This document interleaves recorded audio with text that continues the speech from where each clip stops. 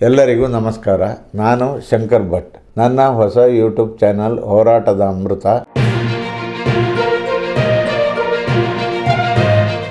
ದರ್ಶನ್ ಮತ್ತು ಗ್ಯಾಂಗ್ನಿಂದ ರೇಣುಕಾಸ್ವಾಮಿ ಕೊಲೆ ಪ್ರಕರಣಕ್ಕೆ ಸಂಬಂಧಿಸಿದಂತೆ ತನಿಖಾಧಿಕಾರಿಗಳಾದ ತಂಡಕ್ಕೆ ಮತ್ತೆ ಇನ್ಸ್ಪೆಕ್ಟರ್ ಗಿರೀಶ್ ನಾಯಕ್ ಸೇರ್ಪಡೆಗೊಂಡಿದ್ದಾರೆ.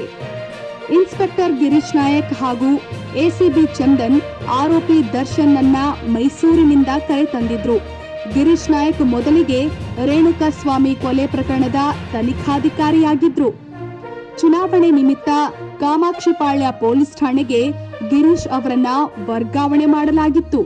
ಇದೇ ವೇಳೆ ದರ್ಶನ್ ಗ್ಯಾಂಗ್ನಿಂದ ರೇಣುಕಾಸ್ವಾಮಿ ಮರ್ಡರ್ ನಡೆದಿದೆ. ನಂತರ ಮತ್ತೆ ಗಿರೀಶ್ ನಾಯಕ್ ಸಿಕೆ ಅಚ್ಚುಕಟ್ಟು ಪೊಲೀಸ್ ಠಾಣೆಗೆ ವರ್ಗಾವಣೆಗೊಂಡಿದ್ರು. ಆ ಬಳಿಕ ಎಸಿಪಿ ಚಂದನ್ ಅವರನ್ನ ತನಿಖಾಧಿಕಾರಿಯಾಗಿ ನೇಮಕ ಮಾಡಲಾಗಿತ್ತು. ಆರೋಪಿಗಳ ಹೆಚ್ಚಿನ ವಿಚಾರಣೆ ಅಗತ್ಯತೆ ಹಿನ್ನೆಲೆ ಮತ್ತೆ ಗಿರೀಶ್ ನಾಯಕ್ ಅವರನ್ನ ತನಿಖಾಧಿಕಾರಿಯಾಗಿ ನೇಮಕ ಮಾಡಲಾಗಿದೆ.